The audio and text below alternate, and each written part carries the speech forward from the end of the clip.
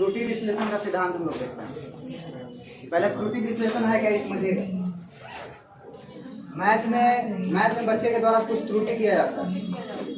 गणित है ना, गणित में बहुत बच्चे के द्वारा कुछ त्रुटियां किया जाएगा, और त्रुटियां तो हम लोग जानते हैं कि स्वाभाविक प्रक्रिया है, प्रत्येक बच्चे के द्वारा किया जाएगा। तो सबसे पहले त्रुटि है क्या, एरर क्या है, एरर का एनालिसिस क्या है, इसको समझेंगे हम। तो बताइए कोई भी एरर एनालिसिस क्या है, त्रुटि विश्लेषण क्या है, इतना देर से बैठे हैं, बताइए कोई। किसी भी बच्चे के द्वारा, स्टूडेंट के द्वारा, है ना, जो गलतियां किया जाएगा ना, उन गलतियों के कारणों को पता करने की प्रक्रिया को हम क्या कहेंगे, त्रुटि विश्लेषण है ना।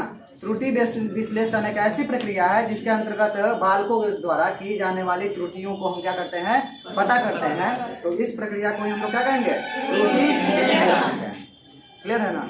यानी देखिए, जब बच्चे गणित बना रहे होंगे तो उनके द्वारा बहुत सारी त्रुटियां किया जाए, उन त्रुटियों का कारणों के संबंध में यदि आप पता कर रहे हैं तो इस प्रक्रिया को हम क्या कहेंगे, त्रुटि विश्लेषण। क्लियर है ना। यहाँ पे लिखा भी हुआ है, देख लीजिए कि शिक्षण अधिगम प्रक्रिया के दौरान छात्र पूर्ण रूप से सीख पाए या नहीं, इनकी जांच के लिए उनका मूल्यांकन किया जाता है। अगर उनके सीखने में कहीं त्रुटियां, कमजोरियां रह गई हैं, तब उनका कारण पता लगाया जाता है।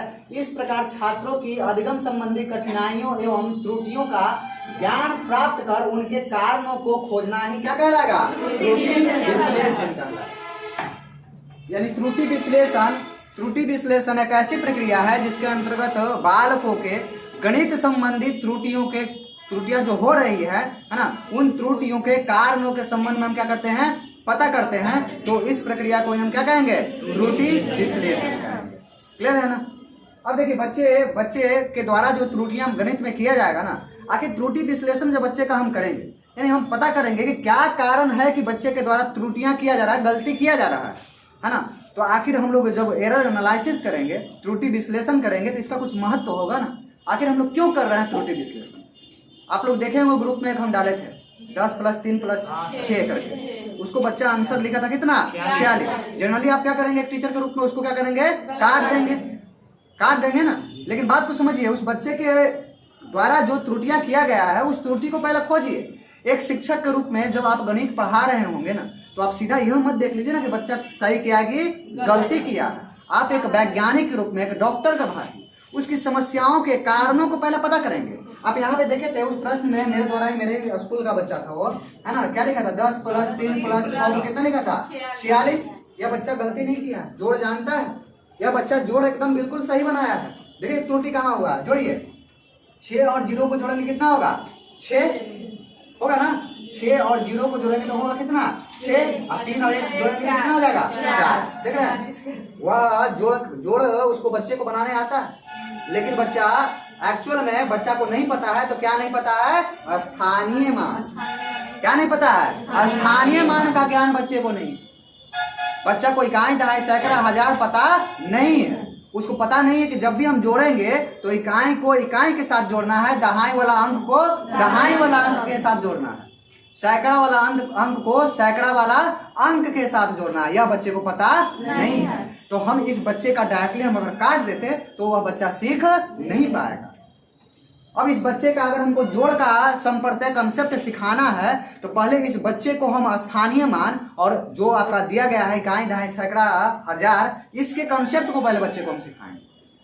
जब यह कंसेप्ट बच्चा सीख जाएगा, तब आप जोड़ के संप्रत्यय को जब सिखाएगा तो बड़ा सरलता से बच्चा क्या करेगा, सीख जाएगा। इसलिए आपको एरर एनालिसिस जो है गणित में, सीटेट में प्रश्न बहुत ज्यादा देखा जाता है। प्रत्येक सेट में 2-3 क्वेश्चन, एक क्वेश्चन रहता ही रहता है। रीजन यही कि चूंकि आप टीचर बनेंगे गणित का, और गणित जब पढ़ाएंगे तो सीधा आप सही गलत अगर कर देंगे तो बच्चे को कोई फायदा होने वाला नहीं है। इसी प्रश्न से देखिए, अब बच्चा को सीधा कर दे, बाबू देखो इसको ऐसे से जोड़ेंगे, बच्चा नहीं समझ पाएगा। बच्चे को पहले स्थानीय मान का हम ज्ञान देंगे ना। स्थानीय मान अगर पता रहेगा बच्चे को, इकाई, दहाई, सैकड़ा, हजार पता रहेगा, तब वह बच्चा आगे से कभी जिंदगी में गलती नहीं करेगा। मेरी बात को समझ गया। तब इसका महत्व क्या है देखिए। तो त्रुटि विश्लेषण से यह पता चलता है कि बच्चे गणित अवधारणा किस प्रकार से क्या करते हैं, रचना करते हैं, है ना। यह आपको फायदा होगा। बच्चे के मानसिकता को समझने में आपको क्या मिलेगा, मदद मिलेगा। दूसरा फायदा क्या है कि कमियों को पता करने के बाद उनको उपचारात्मक शिक्षण देना आसान हो जाता है। क्या हो जाता है, आसान हो जाता है। यानी जब आपको पता चल जाएगा कि बच्चे में स्थानीय मान का ज्ञान नहीं है, भिन्न का ज्ञान नहीं है, दशमलव का ज्ञान नहीं है, तो पहले आप उस संप्रदाय को सिखाएंगे, उसके बाद जो दूसरा संप्रदाय है उसको हम क्या करेंगे, बाद में सिखाएंगे। तो कहीं ना कहीं आप डायग्नोस किए तो आपको पता चल गया कि क्या कारण है कि बच्चा त्रुटि कर रहा है, और जब पता चल जाएगा तो आप उसी चीज का इलाज करिएगा।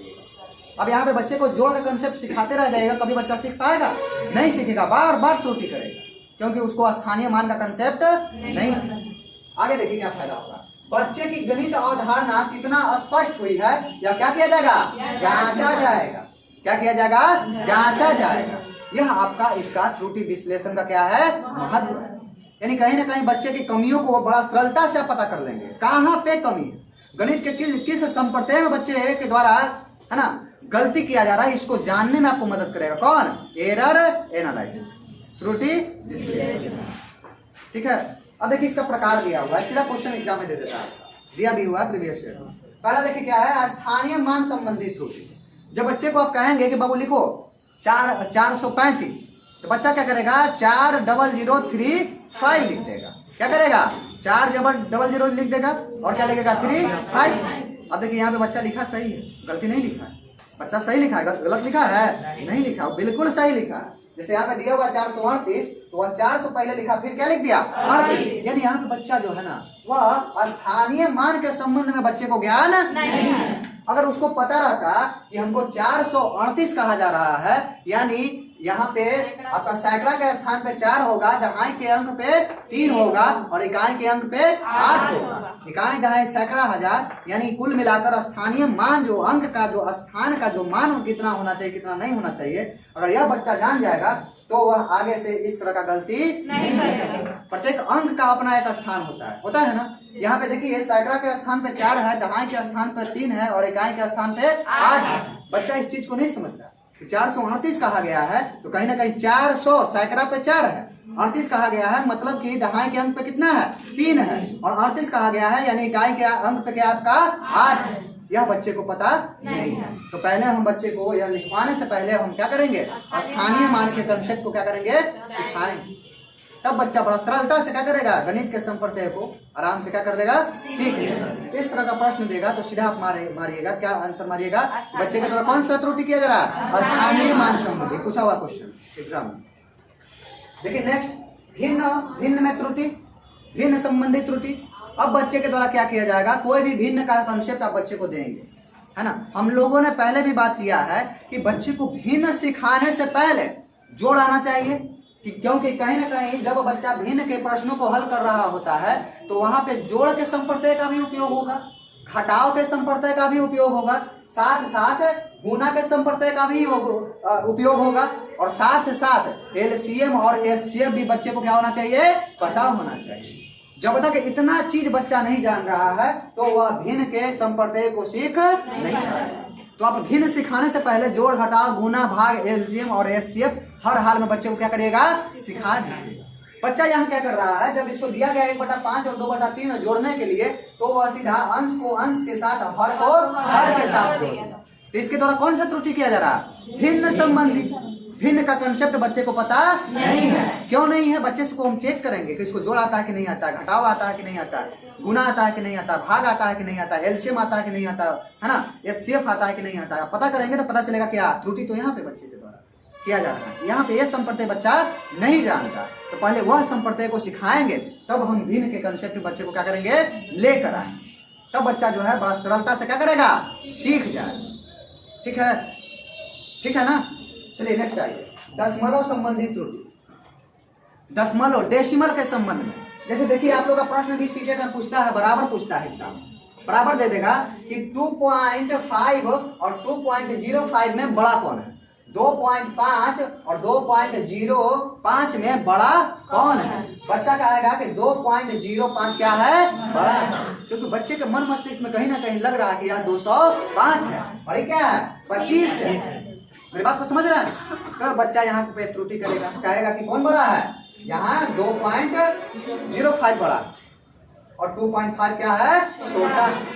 यहाँ पे बच्चे को पता नहीं है ना, दशांश क्या होता है, शतांश क्या होता है, सहस्त्रांश क्या होता है। यहाँ पे कहीं ना कहीं देखिए जब बच्चे को हम डेसिमल वाला है ना कौन छोटा है और कौन बड़ा है हम सिखाते हैं, यहाँ पे देखिए 2.5 को हम सीधा लिख सकते हैं 2 + 5/10 लिख सकते हैं ना।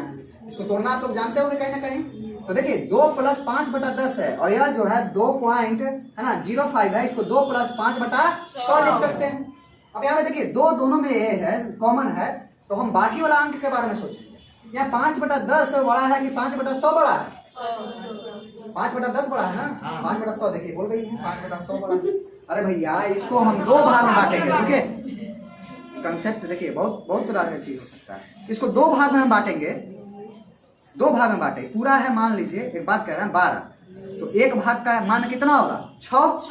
एक भाग का मान 6 होगा ना 2 भाग में बांटेंगे तो। और 3 भाग में बांटेंगे तब एक भाग का मान कितना होगा 4। तो 4 बढ़ा के 6 बड़ा है, यानी 2 भाग में बांटे थे तो 6 आया था और 3 भाग में बांटे थे तो 4 आया था। यानी जितना ज्यादा से ज्यादा भाग में आप बांटेंगे उसका मान क्या हो जाएगा, छोटा होते चला जाएगा। बात समझ रहे हैं? तो यहाँ पे इस तरह से देखिए 1/5/10 जो है वह बड़ा है किससे, 5/100 से, है कि नहीं है? तब यहाँ पे देखेंगे जब यह 5/10 बड़ा है जो है किसमें 2.5, तो ऑब्वियसली 2.5 जो है बड़ा होगा 2.05 से। रीजन क्या है? क्योंकि यह 5 का 10वां हिस्सा है और 5 का 100वां हिस्सा है। अब चेक ऐसे ही करिएगा, एग्जाम में पूछेगा सीटेट में एक प्रश्न मैथ, कुछ नहीं करेंगे आप, इधर लेफ्ट साइड से शुरू करिएगा। देखिएगा कि लेफ्ट साइड में 2 है कोई बात नहीं, 2 दोनों कॉमन है कोई बात नहीं। अब उसके आगे वाला डिजिट पे जाएंगे, यहाँ पे क्या है 5 और यहाँ पे क्या है 0, तो 5 बढ़ा के 0 5, तो ऑब्वियसली यह संख्या बड़ा हो। बात समझ रहे हैं? आप लेफ्ट साइड से शुरू कीजिए, लेफ्ट साइड से शुरू करिए और आराम से आगे बढ़ते जाइए और चेक कर लीजिए, आपको पता चल जाएगा सबसे बड़ा कौन है। जैसे एक प्रश्न हम लेते हैं 2.53, 2.251, 2.123, इसको चेक करना है कि इसको सीरियल ढंग से सजाने के लिए एग्जाम में पूछ देता सीटेट, पूछता है ना। कुछ नहीं करेंगे, लेफ्ट साइड से शुरू करिए। यहाँ क्या है 3.253, यही क्या है 2 और ये क्या है 2, तो पहला अंक जो है यह क्या है 3 सबसे बड़ा है। क्लियर हो गया, कोई दिक्कत नहीं। अब इन दोनों में देखते हैं, इन दोनों में देखते हैं, तो दोनों में क्या है 2। अब देखिए दूसरा अंक देखते हैं क्या है 2 है और यहाँ क्या है 1, तो स्पष्ट हो गया कि बड़ा कौन है 2 बड़ा है।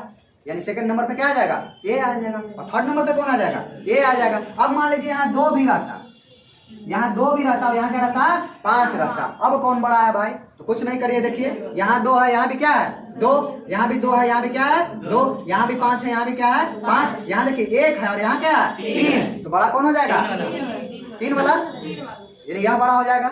ऐसे ही पकड़िएगा, एक क्वेश्चन पूछता है एग्जाम में सीटेट, ठीक है ना। यानी आप लेफ्ट साइड से शुरू करिए और चेक करते जाइए, एक एक अंक को देखते जाइए कौन बड़ा है कौन छोटा है। अगर बच्चा इस चीज को नहीं समझ पा रहा है तो कहीं ना कहीं बच्चे को जो है दशमलव के मान के संबंध में कंसेप्ट जानता नहीं है, त्रुटि किया जाएगा बच्चे के द्वारा। यह क्वेश्चन सीटेट में सीधा पूछा हुआ है और पूछता है बार बार, है ना। दशमलव संबंधी त्रुटि समझ में आ गया ना, कोई दिक्कत है? नहीं समझ में आया? चलिए आगे आ जाइए। अब देखिए धनात्मक एवं ऋणात्मक संबंधी त्रुटियां। देखिए संख्या जनरली 2 प्रकार का होता है, चिन्ह क्या था धनात्मक और ऋणात्मक संख्या। जोड़ के संप्रत्यय जब बच्चे को आप बताएंगे तो बताएंगे आप कि बाबू देखो जब दो संख्या दोनों संख्या का चिन्ह क्या है एक तरफ का है, चाहे दोनों धनात्मक है चाहे दोनों ऋणात्मक है, तो सीधा उस संख्या को हम क्या करेंगे जोड़ देंगे। जैसे दिया हुआ है -5 -6, दोनों का चिन्ह क्या है एक तरह का, माइनस में है, सीधा दोनों संख्या को क्या करेंगे जोड़ देंगे। तो 6 5 कितना होता है 11, जो चिन्ह है वही चिन्ह हम क्या करेंगे लिख देंगे। बात समझ गए?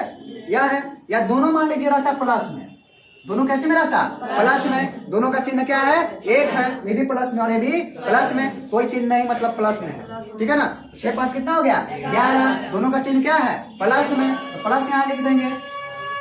अब देखिए क्या होगा गड़बड़, अब गड़बड़ क्या होगा, अब दोनों का चिन्ह अगर एक तरह का है तो दोनों को सिंपली जोड़िए और जो चिन्ह है वही चिन्ह हम क्या करेंगे दे देंगे। लेकिन दो संख्या को जोड़ना है और दोनों का चिन्ह क्या है अलग अलग है। जैसे -12 + 3, -12 प्लस 3। यहाँ पे बात को समझिएगा, दो संख्या है, दोनों संख्या का जो चिन्ह है क्या है, अलग अलग। तो बड़ा संख्या में से छोटा संख्या को हम क्या करेंगे, पहले हटा देंगे। तो आएगा कितना, 9।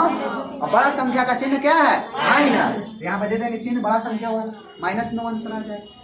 अब बच्चा यहाँ पे अगर त्रुटि करता है और लिखता है कितना, 9, तो बच्चा को पता नहीं है कि जो माइनस में संख्या है वह उसका वैल्यू क्या है, ज्यादा है, जो संख्या क्या है, प्लस में है। इसलिए यहाँ पे सिंबल क्या होना चाहिए, माइनस होना चाहिए। अगर इस तरह का त्रुटि कर रहा है बच्चा, तो कौन सा त्रुटि करेगा, कौन सा, धनात्मक या ऋणात्मक संख्या संबंधी त्रुटि किया जाएगा। क्लियर है ना, यानी धनात्मक और ऋणात्मक संख्या संबंधी त्रुटि किया जाएगा बच्चे के द्वारा। कोई दिक्कत है यहाँ तक कोई दिक्कत है? चलिए आगे आगे। अब देखिए इसके अलावा कुछ त्रुटियां बच्चे के द्वारा किया जाएगा, है ना। उसमें से पहला है और नेक्स्ट है, सॉरी, गणित की अवधारणा में त्रुटि।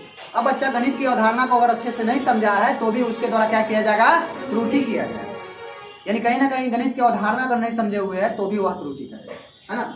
या गणना में त्रुटि, बच्चा को काउंटिंग नहीं आता है, गिनने नहीं आता है, गिनती नहीं आता है, तो उस परिस्थिति में भी उसके द्वारा क्या किया जाएगा, त्रुटि किया जाएगा, है ना। या ध्यान न देने पर भी त्रुटि किया जाएगा, क्लास में अच्छे से कंसस होकर वह पढ़ाई नहीं कर रहा था तो उस परिस्थिति में भी क्या करेगा, त्रुटि करेगा।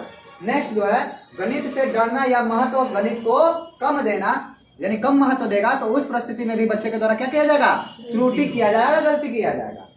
ठीक है। या शिक्षक संबंधी कारण, अब शिक्षक जो है पहले से तैयारी करके ही क्लासरूम में अच्छे से नहीं आया है तो उस परिस्थिति में भी बच्चा क्या करेगा, त्रुटि करेगा। क्योंकि खुद शिक्षक का कंसेप्ट अच्छे से क्लियर नहीं है तो बच्चे का कंसेप्ट को क्लियर अच्छे से कैसे करेगा, नहीं। तो शिक्षक संबंधी भी बहुत सारा फैक्टर हो सकता है। ठीक है, चलिए आगे देखिए बच्चों में गणित के प्रति पाई जाने वाली त्रुटियां क्या क्या है भाई। गणित के प्रति कौन कौन सा जो है त्रुटियां पाया जाता है।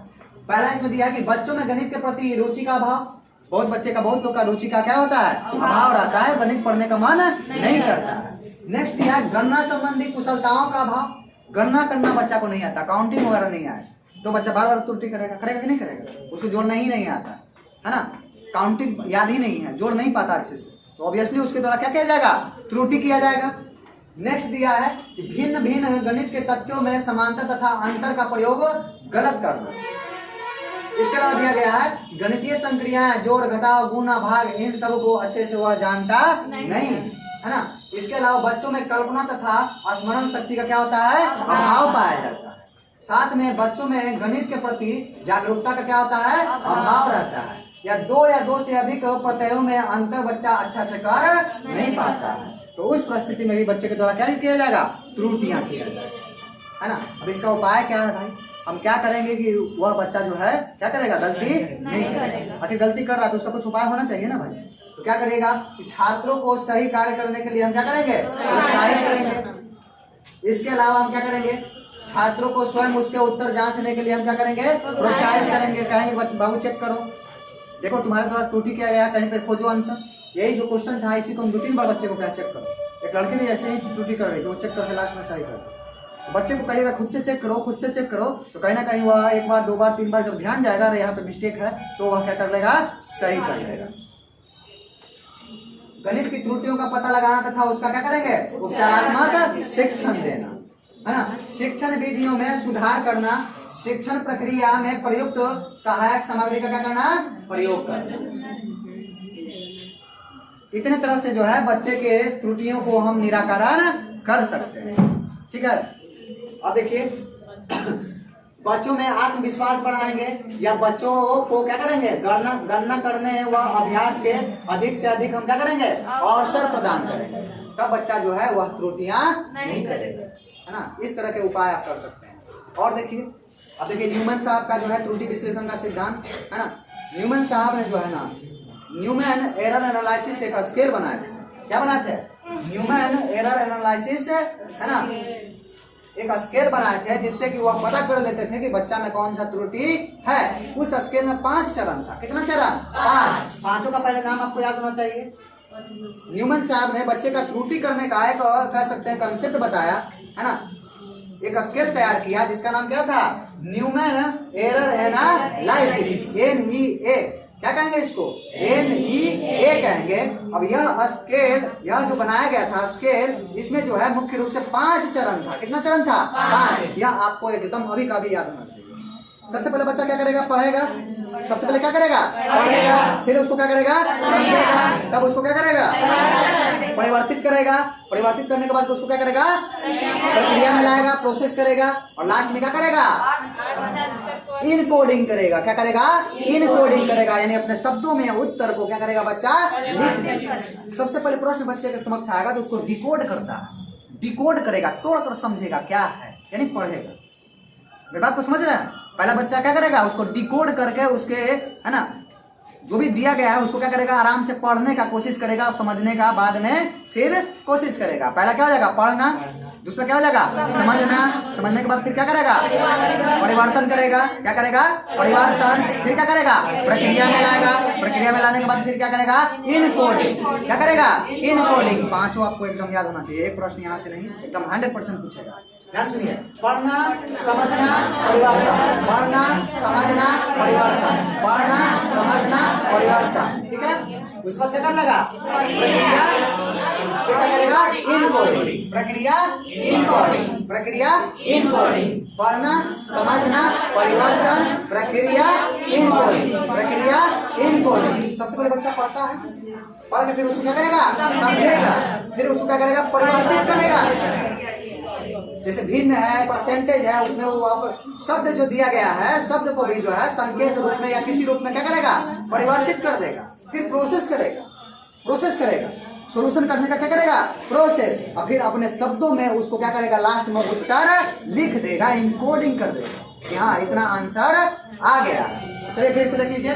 पढ़ना, समझना, परिवर्तन, प्रक्रिया, इनकोडिंग। प्रक्रिया, इनकोडिंग। प्रक्रिया, इनकोडिंग। प्रक्रिया, इनकोडिंग। पढ़ना, समझना, परिवर्तन, प्रक्रिया, इनकोडिंग। पढ़ना, समझना, परिवर्तन, प्रक्रिया, इनकोडिंग। पढ़ना, समझना, परिवर्तन, प्रक्रिया, इनकोडिंग। याद हो गया? याद हो गया ना 5? पढ़ना, समझना, परिवर्तन, फिर क्या लगा? प्रक्रिया और इनकोडिंग। 5 स्तर में होगा। अब बच्चा जो है एक स्तर का भी अगर कमी रह गया है, एक स्तर भी अगर करने में जो सक्षम नहीं है, जब वो गणित के संपर्क को, गणित के समस्या का समाधान कर रहा होता है तो उसको 5 चरणों में से होकर गुजरना होता है। कितना चरण से? 5 चरण से होकर गुजरना होता है। जब भी बच्चा जो है गणित के संपर्क को, गणित के समस्याओं का हल कर रहा होता है, उसको 5 स्टेप से गुजरना पड़ता है। सबसे पहले समस्या को पढ़ेगा। क्या करेगा? सबसे पहले समस्या को पढ़ेगा, पढ़कर फिर उसको क्या करेगा? समझेगा। फिर उसको क्या करेगा? परिवर्तन करेगा। परिवर्तन कर लिया। परिवर्तन करने के बाद एक प्रोसेस, फिर क्या करेगा? प्रक्रिया से गुजारेगा उसको, और प्रक्रिया से गुजारने के बाद अपने शब्दों में उसका आंसर क्या करेगा? बच्चा लिख देगा। अब अगर एक चीज को भी दिक्कत है, बच्चा अगर पढ़ना ही नहीं आता, मान लीजिए भाषा का कौशल नहीं बच्चा, वो पढ़ना जानता नहीं, तो क्या वह गणित बना पाएगा? बना पाएगा? अब देखिएगा बच्चा ये है तेज, मुंह से पूछते हैं तो फटाक से आंसर बताता है, लेकिन जब प्रश्न बुक का दिया जाता है तो यह बनाता नहीं है। उसको दिक्कत कौन सा कौशल का है? पढ़ने संबंधी। यानी पहला चरण नहीं कर पा रहा है, कौन सा? पढ़ने वाला, रीडिंग वाला, डिकोडिंग वाला। रीडिंग या डिकोडिंग वाला वह जो है त्रुटि कर रहा है बच्चा।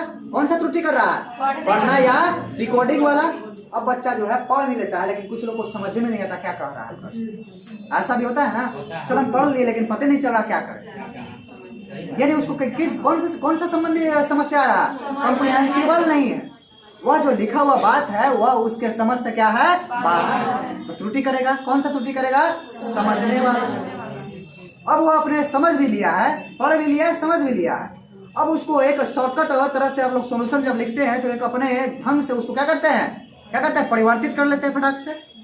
परिवर्तित करते हैं ना। अब वो परिवर्तित कर नहीं पा रहा। जो शब्द दिया है, शब्द को तोड़कर एक संकेत के रूप में वह परिवर्तित करने में बच्चा क्या है? सक्षम नहीं है। बात समझ रहे हैं? यहाँ पे जो है वह बच्चा जो है क्या करेगा? समस्या को समझते हुए लेकिन समस्या को हल करने के लिए सही गणितीय संचालन चुनने में है बच्चा क्या है? सही संचालन का चयन बच्चा कर नहीं पा रहा। तो ये इसमें त्रुटि हो जाएगा। कौन सा? परिवर्तन वाला, रूपांतरण वाला। अब परिवर्तन भी कर लिया, लेकिन अब जो है वह सही प्रक्रिया के तहत उस गणित के समस्या का समाधान निकाल नहीं रहा। बात समझ रहे हैं? सही मेथड का चयन नहीं कर पा रहा, सही ढंग से वह बना नहीं पा रहा, उस परिस्थिति में कौन सा गलती किया जाएगा? प्रोसेसिंग वाला, है ना? कौन सा? प्रक्रिया वाला। अब प्रक्रिया भी कर लिया, लास्ट में आंसर लिख दिया गलती। क्या लिख दिया? गलती। यानी अपने शब्दों में जब उसको इनकोडिंग किया तो उसका उत्तर क्या आता है? गलत आता है। यानी कौन सा? इनकोडिंग उसके द्वारा त्रुटि किया गया। कौन सा? इनकोडिंग, है ना? चलिए रेखे करके हम समझते हैं, ठीक है? यहाँ पे देख लीजिए न्यूमन साहब का त्रुटि विश्लेषण का सिद्धांत। चलिए देखिए, न्यूमन के त्रुटि विश्लेषण के पीछे यह सिद्धांत यह बताता है कि गणित में एक शब्द समस्या को हल करने के लिए एक छात्र आमतौर पर 5 चरणों से गुजरता है। कितना चरणों से? 5 चरणों से गुजरता है। कितना चरण से गुजरेगा? 5 चरणों से बच्चा गुजरता है। उसको किसी भी गणित के समस्या का समाधान निकालने के लिए कितना चरण से गुजरेगा? 5। वह 5 चरण कौन कौन सा? पढ़ना, समझना, परिवर्तन, प्रक्रिया और इनकोडिंग, है ना? यह 5 चरणों से गुजर करके बच्चा जो है कोई भी समस्या का समाधान क्या करेगा? निकाल लेगा। यही बात कहा गया था किनके द्वारा? न्यूमैन साहब, है ना? इसको और अच्छे से विस्तार से थोड़ा सा देखिए कि न्यूमैन की त्रुटि विश्लेषण नेशनल एरर एनालिसिस उन कारणों पर विचार करने के लिए एक ढांचा प्रदान किया जो गणितीय शब्द समस्याओं के साथ छात्रों की कठिनाइयों का सामना करता है बच्चा, और एक प्रक्रिया है जो शिक्षकों को निर्धारित करने में सहायता करती है कि गलतफहमी या गलती कहाँ की गई। आखिर बच्चे के द्वारा कहाँ पे गलतफहमी है या कहाँ पे बच्चे के द्वारा क्या किया जा रहा है? गलती किया जा रहा है ना?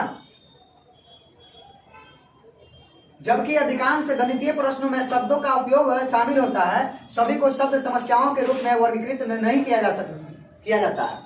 शब्द समस्याओं की एक प्राथमिक स्थिति एक संदर्भ के एक शब्द विवरण का समावेश है जिसके भीतर समस्या निवास करती है। इनके 5 घटक होते हैं। कहने का मतलब है बच्चा जो है कोई भी गणित की समस्या का समाधान निकालते समय वह 5 स्टेप से गुजरे। कितने स्टेप से? 5 चरण से उसको होकर गुजरना है, जिसमें से सबसे पहला चरण कौन सा है? पढ़ना। बच्चा सबसे पहले क्या करेगा? डिकोडिंग के डिवीजन देगा, ध्यान रखिएगा। रीडिंग या क्या? डिकोडिंग। डिकोडिंग पहला, इनकोडिंग सबसे अंतिम, ठीक है ना? डिकोडिंग सबसे पहला और इनकोडिंग सबसे अंतिम। इनकोडिंग का मतलब अपने शब्दों में और डिकोड मतलब तोड़ना, ठीक है? चलिए देखिए, इस चरण की त्रुटि तब होती है जब वह छात्र समस्या में निहित शब्दों और प्रतीकों को पढ़ने में सक्षम नहीं है। यानी क्या लिखा हुआ है, क्या प्रतीक है, बात समझ रहे हैं? बात समझ रहे हैं? वह समझ ही नहीं पा रहा क्या लिखा हुआ क्या नहीं लिखा हुआ है। परसेंटेज है, परसेंटेज भाग समझ ले रहा है, मान लीजिए परसेंटेज लिखा हुआ है और समझता क्या? भाग समझ रहा है। ऐसा भी तो हो सकता है ना, तो बना पाएगा? यानी वह जो भी प्रतीक, गणितीय प्रतीक लिखा हुआ है या जो भी चीज दिया गया है उसको वह पढ़ने में सक्षम नहीं है ना? तो वह बच्चे के द्वारा कौन सा त्रुटि किया जाएगा? पठन या डिकोडिंग या रीडिंग। दूसरा देखिए, दूसरा त्रुटि कौन सा किया जा सकता है? समझ वाला, कॉम्प्रिहेंशन जिसको कहते हैं।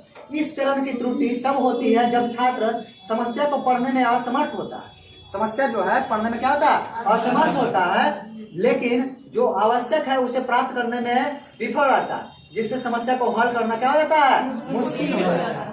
यानी वह समस्या को समझ नहीं पा रहा, यानी उसमें कौन सा त्रुटि किया जाएगा? समझने वाला। वह समझा ही नहीं है प्रश्न क्या कर रहा है, क्या कहा है और क्या बना रहा है, यानी प्रश्न को वह समझा नहीं।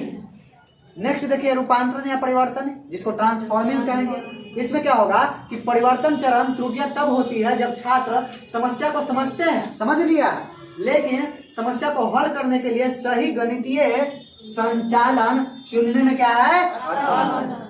बात को समझिएगा। सही गणितीय संचालन क्या हो, कौन सा गणितीय संचालन का हम उपयोग करें, इसका यह चयन बच्चा कर नहीं पा रहा, तो उसके द्वारा त्रुटि किया जाएगा कौन सा? रूपांतरण या परिवर्तन। बात समझ रहे हैं? वो परिवर्तित नहीं कर पा रहा कि कैसे बना, किसका चयन करके इसको हम क्या करें? बना लें, तब उसके द्वारा त्रुटि किया जाएगा कौन सा? ट्रांसफॉर्मिंग वाला, जिसको हम क्या कर रहे हैं? रूपांतरण या परिवर्तन। और अंत में बच्चा जो है लास्ट में क्या करेगा? उत्तर की व्याख्या करेगा या प्रक्रिया करेगा या प्रसंस्करण करेगा, है ना?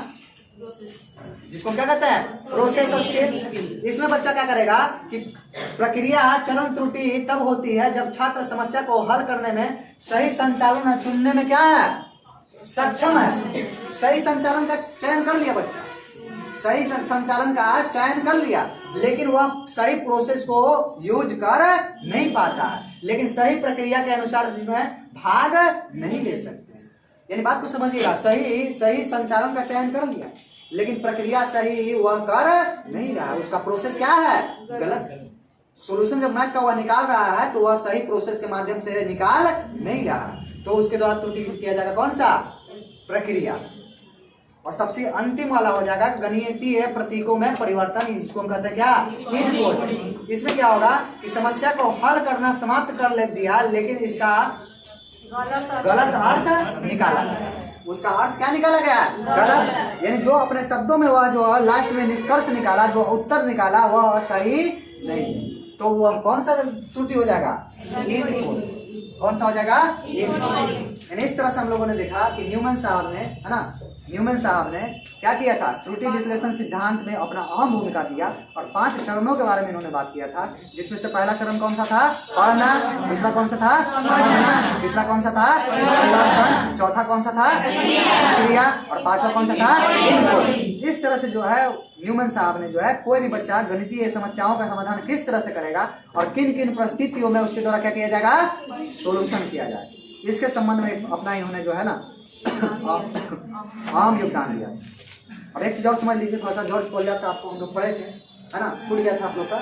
जॉर्ज पोलिया साहब ने, है ना, शैक्षणिक उद्देश्य 2 तरह का बताया था, एक संकुचित और एक व्यापक। संकुचित हम लोग पता है सिर्फ बच्चे को सिखा देना, व्यापक का मतलब गणित का वह हर क्षेत्र में प्रयोग करेगा तो वह क्या हो जाएगा, व्यापक। ठीक है, अब देखिए पोलिया का समस्या समाधान का चरण इन्होंने दिया। पोलिया साहब ने जो है ना, वह समस्या समाधान का क्या दिया था, चरण बताया था। तो सबसे पहले क्या करेगा बच्चा, समस्या का चयन। आप बच्चे के समस्या का समाधान निकालेगा ना, अब शिक्षक जब बच्चे के समस्या का समाधान निकालेगा तो आपको कुछ चरणों से होकर गुजरना होगा। क्या है भाई, सबसे पहले क्या करेगा, समस्या को क्या करेगा, जानिएगा। समस्या का जब जान जाएगा तो फिर क्या करेगा, योजना बनाएगा। समस्या का चयन कर लिए, समस्या को पहले पता कर लिए, समस्या को जान गए बच्चे का समस्या क्या है, तब उसके लिए प्लानिंग बनाएगा ना, तब आप क्या करिएगा, प्लानिंग करिएगा। अब प्लानिंग करने के बाद उसको प्लानिंग को खुले रख लीजिएगा, फिर क्या करिएगा, संचालन करिएगा। और संचालन करने के बाद फिर चेक करिएगा, निरीक्षण करके कि वो अभी भी उसके अंदर में यह त्रुटि है कि समाप्त। सबसे पहले क्या करेगा, समस्या को पता करेगा, फिर प्लानिंग बनाइएगा। प्लानिंग बनाने के बाद फिर क्या करेगा, फिर क्या करेगा, योजना का संचालन करिएगा। योजना का संचालन होने के बाद लास्ट में क्या करेगा, निरीक्षण करेगा। देखिएगा कि अभी भी समस्या है कि क्या हो गया है, समाप्त हो गया, है ना। क्या वो हंसता है, पहला क्वेश्चन देखिए, कह रहा है कि न्यूमैन के अनुसार छात्र जो है शब्द समस्या को हल करने में सक्षम हो, इससे पहले वह 5 स्तरों को पूरा करे। ये स्तर नीचे यादृच्छिक क्रम से है। चलिए देखिए, पढ़िए। पूछे गए कार्य को समझना, समस्या को पढ़ने में सक्षम होना चाहिए, आवश्यक गणितीय संक्रियाओं को करना, गणितीय मांग के अनुसार समस्या का अनुवाद करने की आवश्यकता, उत्तर को अर्थपूर्ण रचना में प्रदर्शित करना। अब देखिए पहला, अब सजाइए इसको।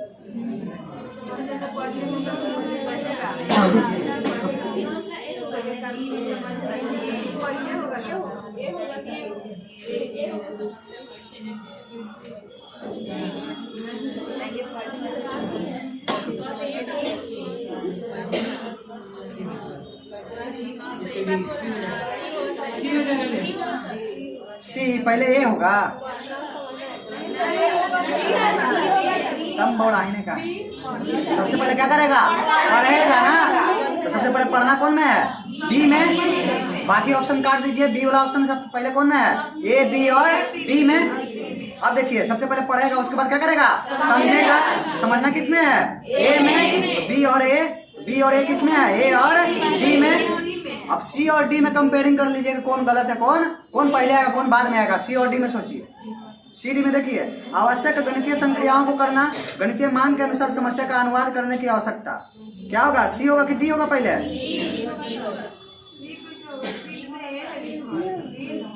संक्रियाओं को पहले करेगा कि गणितीय मांग के अनुसार समस्या का अनुवाद करेगा। सोचिए, एक दोनों में एगो है क्या, ट्रांसफॉर्मिंग, एगो प्रोसेस। ट्रांसफॉर्मिंग कौन है, और संक्रियाओं को करने का मतलब क्या होता है? संक्रिया करने का मतलब क्या होगा? संक्रिया करने का मतलब क्या है? प्रोसेस नहीं है। और संक्रिया करने का मतलब क्या होगा? प्रोसेस। कॉमन सेंस भी नहीं लगा रहा। आप संक्रिया कर रहे हैं तो क्या कर रहे हैं आप? प्रोसेस। प्रोसेस ही होगा ना। जाहिर सी बात है बी क्या होगा? सॉरी, सी क्या होगा? बाद में होगा ना, बी के बाद में होगा, क्योंकि प्रोसेस इसका मतलब होता है। होगा कि नहीं होगा? पकड़े बात को। देखिए ऐसे ही क्वेश्चन पकड़ना होगा आपको। एक्चुअल में देखिए सी नंबर जो दिया है, आवश्यक गणितीय संक्रियाओं को क्या करना? करना। यानी संक्रिया कर रहा है मतलब क्या कर रहा है? प्रोसेस। प्रोसेस क्या है? बाद में। प्रोसेस से पहले क्या है? ट्रांसफॉर्मिंग। ट्रांसफॉर्मिंग का मतलब क्या होगा? गणितीय मांग के अनुसार समस्या का अनुवाद करने की आवश्यकता। अपने शब्दों में पहले क्या करेगा? अनुवाद करेगा, ट्रांसफॉर्म करेगा अपने शब्दों में, उसको पहले समझेगा। यह पहले होगा डी, यानी ऑप्शन कौन सा सही हो जाएगा? ठीक है, पकड़ में आया क्वेश्चन का आंसर? क्लियर हुआ? क्यों हुआ बात समझ रहे हैं ना आप लोग? मतलब संतुष्ट है ना भाई आंसर से? ऐसा नहीं ना मतलब जबरदस्ती का नहीं, बात समझिएगा। आप लोग खुद इसे छाटे हैं, बस हम थोड़ा सा इसके फोल्डिंग दिए। आप संक्रिया को करने का मतलब क्या होता है? प्रोसेस करना। अब प्रोसेस करने से पहले क्या करेगा? ट्रांसफॉर्म करेगा अपने शब्दों में। क्या करेगा? अपने अनुवाद करेगा अपने शब्दों में बच्चा, तब ना उसको प्रोसेस करेगा। यानी पहले प्रोसेसिंग हुआ तब फिर क्या, सॉरी पहले ट्रांसफॉर्मिंग होगा और बाद में प्रोसेसिंग। बात को पकड़ लिए ना, इसलिए इसका आंसर कौन सा हो जाएगा? डी। पहला का क्या हो जाएगा? डी। कोई दिक्कत? चलिए दूसरा क्वेश्चन देखिए। कह रहा है कि एक प्राथमिक कक्षा के गणित के अध्यापक अपने छात्र के समक्ष निम्नलिखित शब्द समस्या इबारती प्रश्न रखते हैं। समीना 9 बजने में 10 मिनट पर सोने जाती है। सीधे क्वेश्चन है, पढ़ने में बड़ा मजा आएगा। पढ़िए कहानी। कृति किस समीना के 20 मिनट बाद सोने जाती है? पढ़ते पढ़ते भुला गया हूँ क्या पूछ रहा था। कृति किस समय पर सोने गई? एक छात्र ने जवाब दिया 20। उसने समझाया, प्रश्न में कहा गया है कि 20 मिनट बाद बिस्तर पर गई, तो उत्तर 20 ही होगा। न्यूमैन के अनुसार छात्र द्वारा किया गया उदाहरण है। चलिए बताइए क्या हो जाएगा? क्या किया गया है? कौन सा हो गया? कंप्रीहेंशन एरर का मतलब क्या हो जाएगा? पढ़ाना। कंप्रीहेंशन मतलब क्या होता है? सॉरी समझना ना, समझना ना। अर्थबोध, अर्थबोध ना। पहला क्या होगा? दूसरा क्या होगा? रीडिंग। तीसरा क्या होगा? प्रोसेस यानी प्रक्रिया। और चौथा का क्या होगा? लापरवाही। अब सोचिएगा, बच्चा पढ़ा है तब ने बता दिया कि 20। पढ़ने में तो सक्षम है कि नहीं है? पढ़ने में सक्षम नहीं है। पढ़ने में नहीं सक्षम रहता तो 20 कहाँ से बता देता हूँ?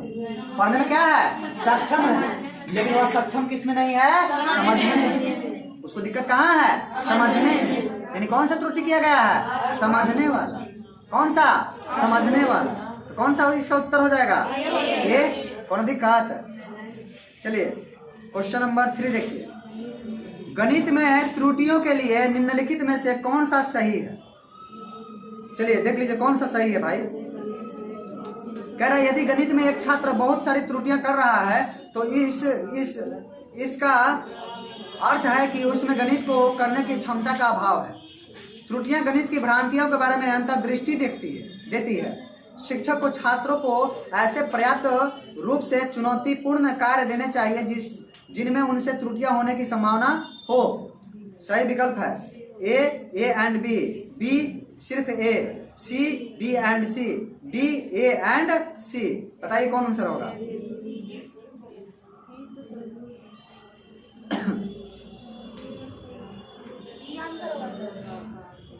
कौन सा? चलिए फिर से क्वेश्चन हम पढ़ देते हैं। देखिए गलत कौन है? गलत को पहले छांटिए, गलत को पकड़िए। चलिए देखिए कह रहा है यदि गणित में एक छात्र बहुत सारी त्रुटियां कर रहा है तो इसका अर्थ है कि उसमें गणित को करने की क्षमता का अभाव है। यह सही बात है? ये तो बिल्कुल गलत बात है। जिसमें ए है सब छांटिए। तीनों में और ए है, तीनों में ना है, पहला में है, दूसरा में है और चौथा में है। तो ऐसे ही खत्म हो गया तो बचा कौन? सी बचा। तो आंसर कौन सा हो जाएगा? सी। आप लोग बुद्धि लगाइएगा भाई, नहीं बुद्धि लगाइएगा। यहाँ पे देखिए ये तो पहले ही स्टेटमेंट गलत है तो ज्यादा हम दिमाग कहाँ लगाएंगे? ये तो गलती देखेंगे कौन कौन में दिया है वह गलत होगा नहीं। तो इस हिसाब से क्या हो जाएगा आपका? इसका ए सब में कॉमन है, ए में भी है, बी में भी है और डी में भी है। इस लिहाज से इसका आंसर कौन सा हो जाएगा? C number. कोई दिक्कत? चलिए क्वेश्चन नंबर 4 देखिए। सारा सीटेट का क्वेश्चन है, एक फालतू क्वेश्चन नहीं दे रहे हम आपको। सब पर भी सर इस बार ऑनलाइन में एग्जाम जो हुआ था ना उसमें पूछा हुआ क्वेश्चन। चलिए, छात्रों को जब दो भिन्नों का योग करने के लिए कहा जाता है तब बहुधा इस साधारण त्रुटि का सामना होता है, वे अंश को अंश में जोड़ देता है। यही त्रुटि देखे थे ना, अंश को अंश में जोड़ देता है और हर को हर में। इस भ्रांति का क्या संभावित कारण हो सकता है? अब पढ़िए भाई।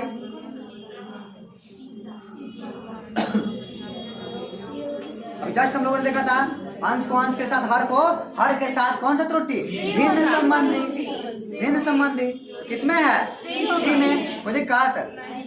चलिए क्वेश्चन नंबर 5 देखिए। क्वेश्चन नंबर 5,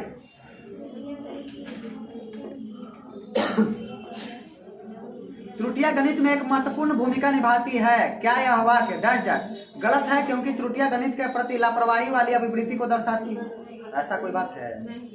सही है क्योंकि शिक्षक को यह समझने में मदद मिलती है कि बच्चे ने गणितीय अवधारणाओं को निर्माण कैसे किया। थोड़ा ठीक लग रहा है? थोड़ा ठीक लग रहा है? फिर भी आगे पढ़िए। गलत है तो ऐसे ही खत्म हो गया। चलिए लास्ट है, सही है क्योंकि त्रुटियां कम बुद्धि लब्धि को दर्शाती है। पागल बात हो गया। तो उत्तर कौन सा हो जाएगा? बी। 5 का कौन सा हो जाएगा? बी। कोई दिक्कत? चलिए देखिए 6 नंबर क्वेश्चन। मैथ में त्रुटियों की एक महत्वपूर्ण भूमिका है। यह कथन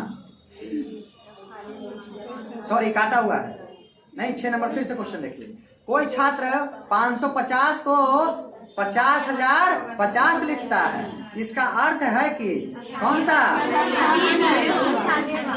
दिक्कत है इसमें? क्या हो जाएगा? 6 का। और इसमें देना चाहिए था हमको ऑप्शन। तुम ही ऑप्शन दिए है ना, गलती से लगता है जो दिए। कोई दिक्कत नहीं है, ये हो जाएगा ना, ये हो जाएगा। कोई दिक्कत? चलिए 7 नंबर क्वेश्चन देखिए।